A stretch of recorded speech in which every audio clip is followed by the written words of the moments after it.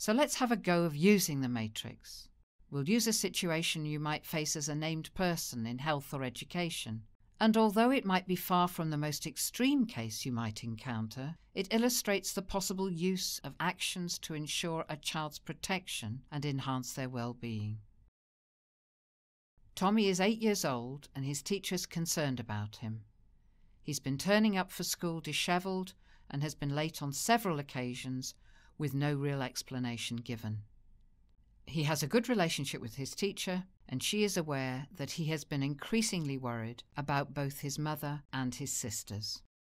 His teacher, as the named person, and the family health visitor use the matrix to assess Tommy's predicament.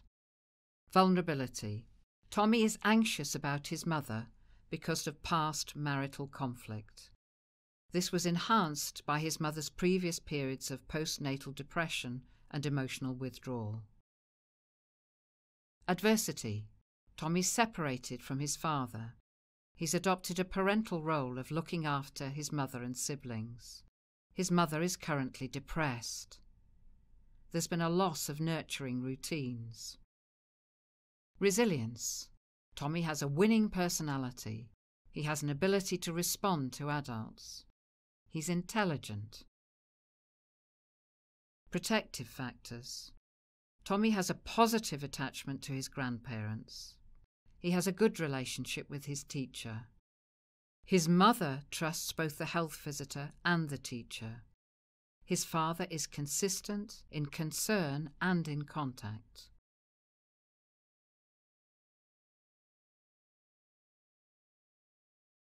When collecting information, consider whether or not it's proven fact or tentative, received directly or second-hand, fact, opinion or hypothesis, one-off or part of a pattern.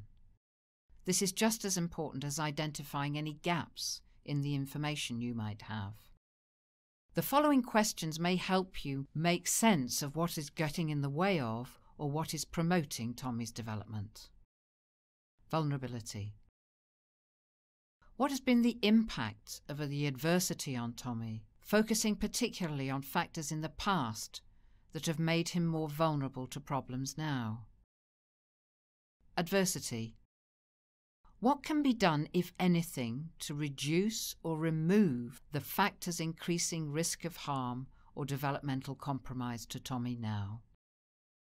Protective factors. What protective resources can be introduced, harnessed or supported that may support healthy development for Tommy, recovery and protection against harm? Resilience.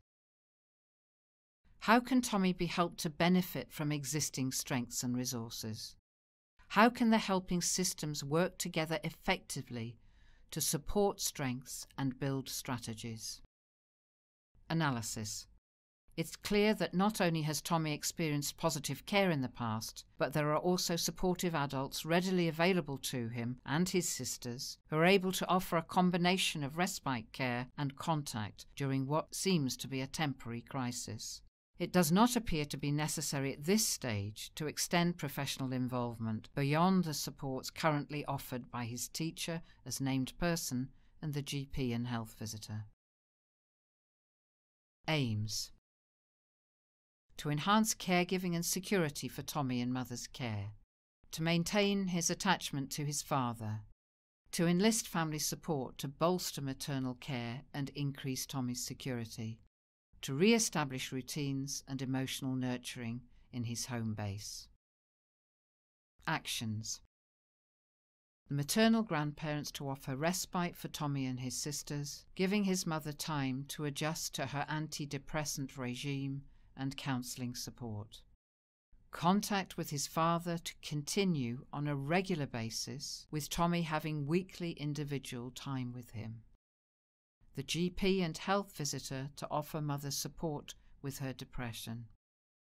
Remember, if this was a real plan, every action would also have a timescale for completion or review date against it, and our review of the child's plan would be structured to assess the effectiveness of specific actions towards agreed outcomes. In particularly complex or worrying situations, it's important the analysis produces a plan that enables professionals around a very vulnerable child or young person to contribute towards their support and protection. For example, scheduling the regular weighing and measuring of a baby's growth whose continually decreasing weight is causing serious concern.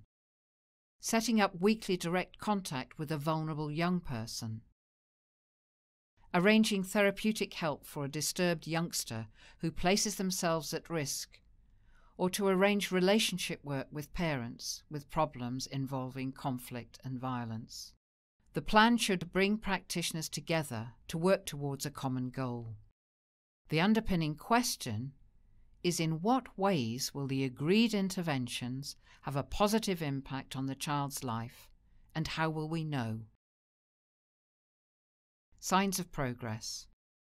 Professionals already involved can use the matrix with the family to not only pull together observations of the initial worries, but also to review and measure the effects of the planned actions. The particular advantage of using the matrix, in the likes of the example above, is that it keeps a focus on Tommy's circumstances and well-being when there's a chance, albeit unintentional, that the concerns about his mother's mental health could lead to the clear picture of Tommy's need being lost. Hopefully the supports offered will be sufficient to help Tommy during what would appear to be a short-term crisis. But should these prove to be insufficient, close consultation with family members will be vital. It may even be necessary eventually to broaden the range and expertise of professionals working with Tommy and to allocate the role of lead professional to a single worker amongst them. However, as the analysis of his circumstances shows, Tommy appears to have clear commitment, energy and resources available from his extended family, and efforts should be concentrated on bolstering their resilience and energy as the crucial people currently caring for Tommy. That's the end of our short guide to using the Resilience Matrix. Further information on the Resilience Matrix, GIRFEC Practice Model, and assessment and analysis of children and young people's well-being can all be found on the Scottish Government's website.